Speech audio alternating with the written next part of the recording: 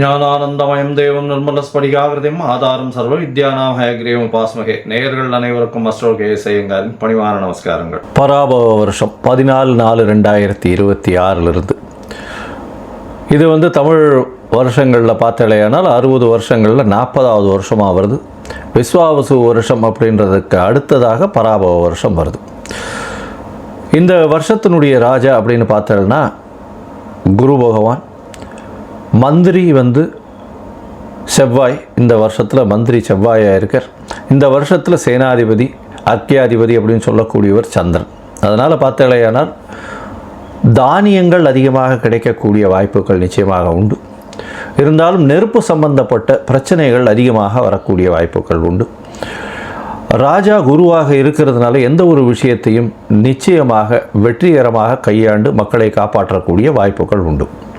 சரி, இந்த வருஷத்தினுடைய கோல்சாரம் எப்படி இருக்குது அப்படின்றத பார்க்கலாம். இந்த வருஷத்தில் பார்த்தோம்னா காலபுருஷ தத்துவத்தின் முதல் ராசியான மேஷ ராசியில் சூரியனும் சுக்கிரனும் இருக்க, மிதுனத்தில் குரு பகவான், சிம்மத்தில் கேது, கும்பத்தில் பார்த்தோம்னா ராகு இருக்கார், சனி செவ்வாய் இந்த புதன் இந்த 3 கிரகங்கள் மீனத்தில் இருக்குது.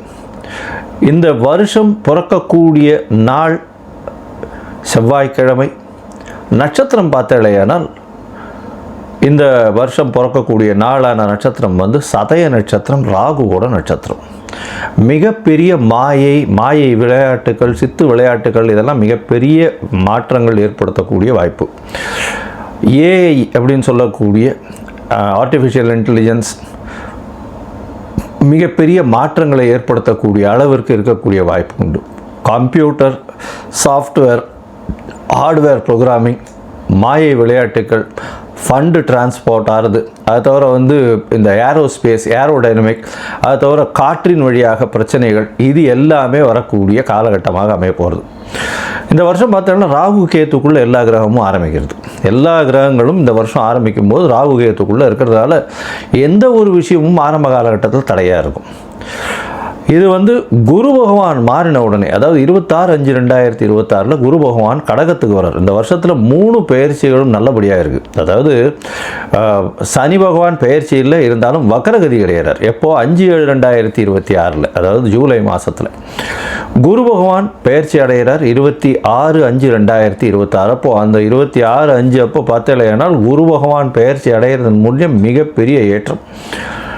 அது தவிர இந்த வருஷத்தினுடைய கடைசி, அதாவது ஒரு 10ஆம் மாதம் வாக்கில் பார்த்தலையானால், அதாவது 11ஆம் மாதம் 13/11/2026 அப்போ ராகு கேத்துவினுடைய பெயர்ச்சி இருக்குது. மிகப்பெரிய விசேஷம், மாற்றங்கள் ஏற்படக்கூடிய வாய்ப்புகள் இந்த வருஷத்தில் இருக்குது.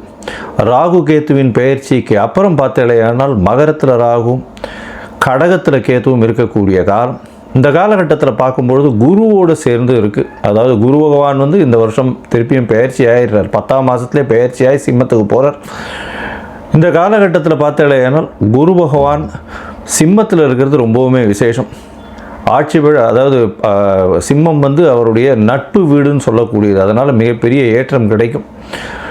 இந்த ராசியில் உட்கார்ந்துட்டு அவர் 5ஆம் பார்வையாக தனுசை பார்க்கறதுனால நல்ல ஒரு ஏற்றம் கிடைக்கக்கூடிய வாய்ப்பு. வெளியூர், வெளிமாநிலம், வெளிநாட்டில் நல்ல ஒரு அந்தஸ்து இருக்கக்கூடிய வாய்ப்புகள் நிச்சயமாக இருக்கும். இந்த வருஷத்தில் இந்த ஏற்கனவே போர் சூழல் இருக்குது அப்படின்னு நான் ஏற்கனவே, அதாவது மாசி மாதத்திலே சொல்லியிருந்தேன். அதாவது விஸ்வாவசு வருஷம் மாசி மாதத்திலே போர் சூழல்கள் நிச்சயமாக வரும்னு சொல்லியிருந்தேன். அந்த மாதிரி போர் சூழல் வந்தது. இப்போ பார்த்தோம்னா போர் சூழல்கள் சற்று அமைதிப்படக்கூடிய வாய்ப்புகள் உண்டு. எப்போத்துலேருந்து, அதாவது மே மாதம் 2026 பார்த்தீங்கன்னா போர் நிச்சயமாக கம்மியாகக்கூடிய வாய்ப்புகள் உண்டு. அதற்கு பிறகு 11ஆம் மாதத்துக்கு அப்புறம் போர் நிச்சயமாக தனியக்கூடும், ரொம்பவுமே தனியக்கூடும்.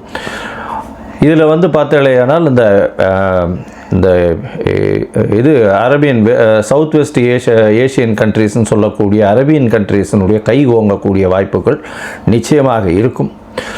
வெஸ்டர்ன் கண்ட்ரீஸ் கொஞ்சம் பிரச்சனைகள் ஆகக்கூடிய வாய்ப்புகள் நிச்சயமாக உண்டு. அரேபியன் கண்ட்ரீஸ் ரொம்ப ஸ்ட்ராங்காகக்கூடிய வாய்ப்பு இருக்கக்கூடிய வாய்ப்புகள் நிச்சயமாக உண்டு. இந்த வருஷத்தில் பார்த்தேனால் உங்களுக்கு தங்கத்தினுடைய விலை 12,000 15,000 அதே ரேட்லேயே இருக்கும். அது தவிர வந்து வெள்ளியினுடைய விலை சீராக ஏறி கிட்டத்தட்ட ஒரு 300 350 400 ரூபாய் பர் கிராமுக்கு கொண்டு போடுவா வந்துடும்.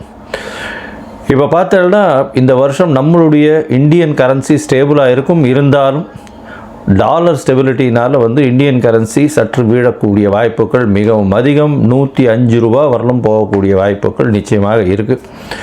அது தவிர பார்க்கும்பொழுது ஷேர் மார்க்கெட் இண்டிசஸில் நல்ல ஒரு ஏற்றங்கள் இருக்கக்கூடிய வாய்ப்பு. மே மாதத்துக்கு மேலே ஷேர் மார்க்கெட்டில் மிகப்பெரிய மாற்றங்கள் வரும். ஷேர் மார்க்கெட்டில் நிச்சயம் ஏற்றம் இருக்கும். எக்ஸ்போர்ட் இம்போர்ட் பிஸ்னஸ்லாம் வந்து பார்த்தோன்னா ஏப்ரலுக்கு மேலே மே மாதத்துக்கு மேலே நல்லபடியாக இருக்கக்கூடிய வாய்ப்பு. ஏன்னா குரு பகவான் 12ஆம் இடத்து தன்னோட வீட்டையை பார்க்கும்பொழுது நிச்சயமாக ஏற்றம் கிடைக்கும். இந்த காலகட்டத்தில் ராகு கேத்துக்குள்ளே இருக்கிறதுனால எந்த ஒரு விஷயத்திலும் நிச்சயமாக தடைகள் அதிகமாக இருக்கும். அதனால் ரொம்பவும் ஜாகிரதையாக பண்ணுறது ரொம்பவுமே நல்லது. பெண்களுக்கு சிறு சிறு தடங்கல்கள் வரும். அரசாங்கத்தின் மூலியமாக அரசாங்கத்தில் பெண்களுக்கு வந்து அந்த அளவு ஏற்றம் இருக்கக்கூடிய வாய்ப்புகள் இல்லை. ஏன்னா இந்த வருஷம் பிறக்கும் பொழுதே 12ஆம் இடத்துல வந்து சுக்கிரன் போகிறது வந்து அந்த அளவு விசேஷத்தை கொடுக்காது. சூரியனோட சம்பந்தப்பட்ட மேஷத்தில் சுக்கிரன் இருக்கிறது அந்த இடத்துல அந்த அளவுக்கு விசேஷத்தை கொடுக்காது. புதனும் வந்து நீச்சப்பட்டு போகிறதுனால படிக்கக்கூடிய மாணவர்களுக்கெல்லாம் சற்று பின்னடைவு இருக்கும். ஏன்னா உங்களுக்கு கரன்சி வந்து நம்மளது ஃபால் ஆச்சுன்னாலே ஆட்டோமேட்டிக்காக நீங்கள் வெளிநாட்டில் போய் படிக்கணும்னாலே அதிகமாக கொடுக்க வேண்டிய கட்டாயம் வந்துடும். அதனால் கொஞ்சம் ப்ரெஷர் அதிகமாக இருக்கக்கூடிய காலகட்டமாக அமைய போகிறது. இந்த வருஷத்தில் வந்து தானியங்கள் அதிகமாக விளையக்கூடிய வாய்ப்பு, பால் சம்பந்தமான விஷயங்கள் நல்லபடியாக இருக்கக்கூடிய காலகட்டமாக இருக்கும்.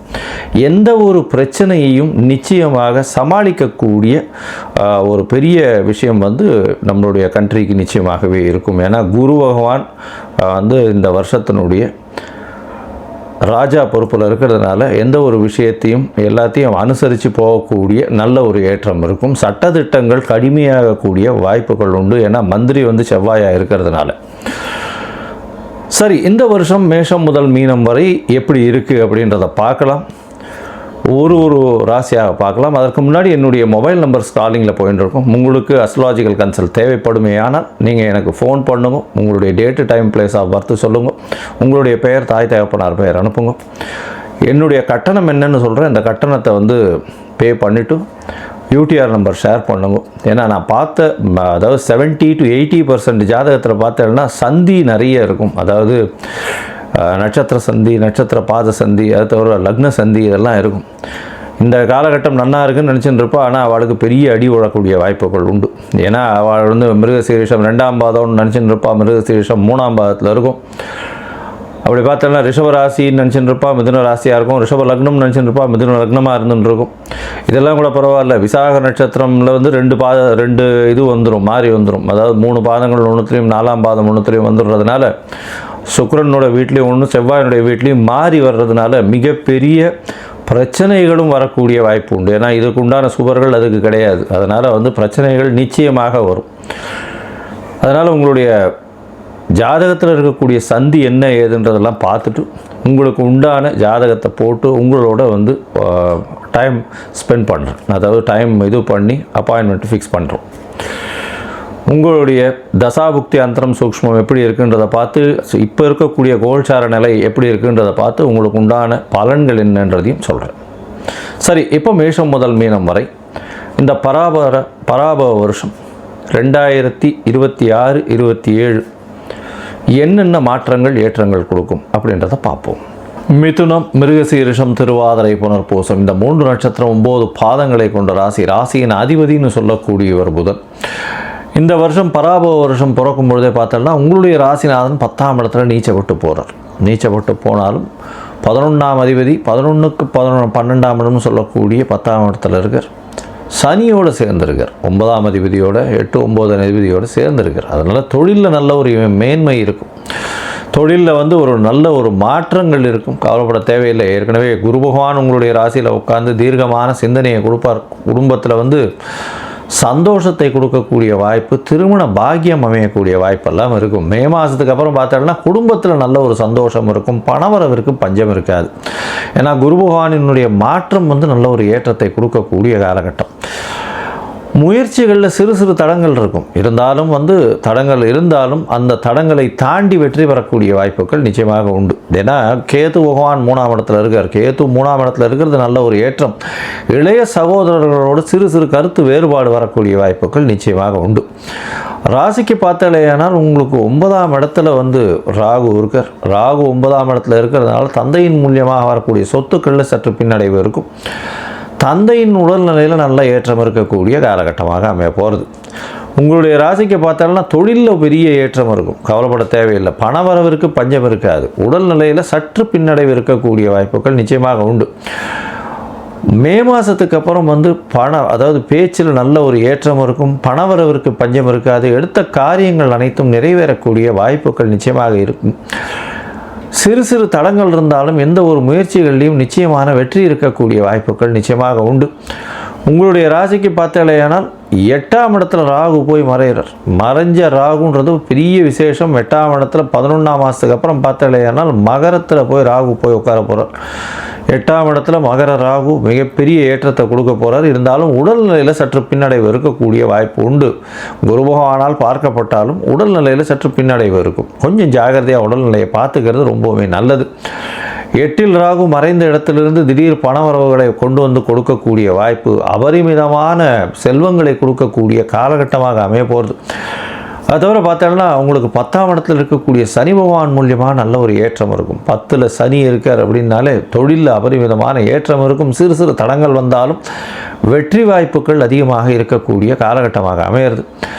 இந்த வருஷம் பிறந்ததுலேருந்தே ஒரு பெரிய ரிலீஃப். என்ன ரிலீஃப் அப்படின்னு பார்த்தோம்னா குரு பகவான் உங்களுடைய ராசிக்கு 2ஆம் இடத்துக்கு போகிறார். நல்ல ஒரு பேச்சின் மூலியமாக வெற்றிகளை சம்பாதிக்கக்கூடிய காலகட்டமாக அமையும். மே மாதம் 25-26 தேதியிலிருந்து எல்லா விதமான வெற்றிகளும் பேச்சின் மூலியமாக வெற்றி அடையக்கூடிய வாய்ப்புகளும் உங்களுக்கு சேரும். குடும்பத்தில் நல்ல ஒரு சந்தோஷமான காலகட்டமாக அமையும். கணவன் மனைவிக்குள்ள நல்ல ஒரு ஏற்றம் இருக்கக்கூடிய வாய்ப்பு, போட்டிகளில் வெற்றி பெறக்கூடிய பாக்கியம் நிச்சயமாக உண்டு. அது தவிர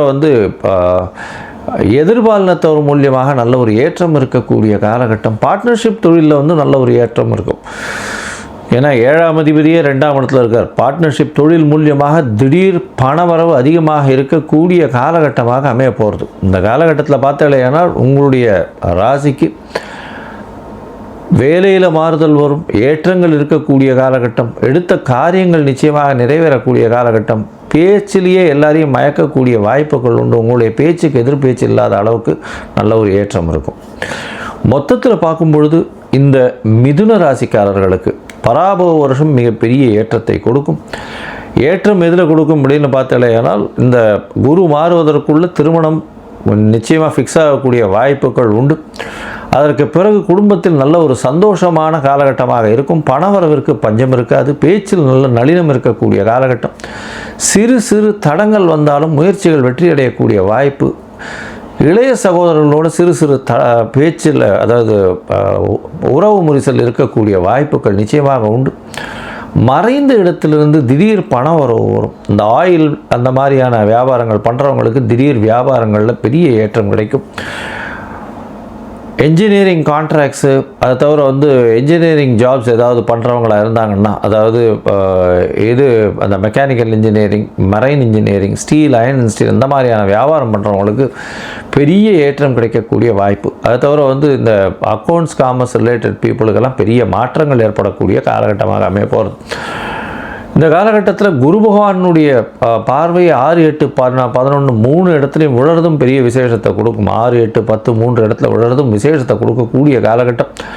இதன் மூலியமாக தொழிலில் மிகப்பெரிய மாற்றம், ஏற்றம் கிடைக்கக்கூடிய வாய்ப்புகளும் நிச்சயமாக இருக்கும். இந்த வருஷம் பார்த்தாலேனா உங்களுடைய உடல்நிலையில் ரொம்ப ஜாகிரதையாக இருக்கிறது நல்லது. உடல்நிலைக்கு அப்படின்னு பார்க்கும்பொழுது அருகில் இருக்கக்கூடிய, அதாவது நீங்கள் லக்ஷ்மி நரசிம்மரை போய் வழிபட்டுட்டு வாங்க. லக்ஷ்மி நரசிம்மரை வழிபட்டுட்டு அங்கே ஒரு துளசி மாலை போட்டுட்டு பானகம் சமர்ப்பிச்சுட்டு வாங்க. உங்களுக்கு எல்லா விதமான ஏற்றங்களும் மாற்றங்களும் உங்கள் வாழ்வில் நிச்சயமாக வந்தே சேரும்.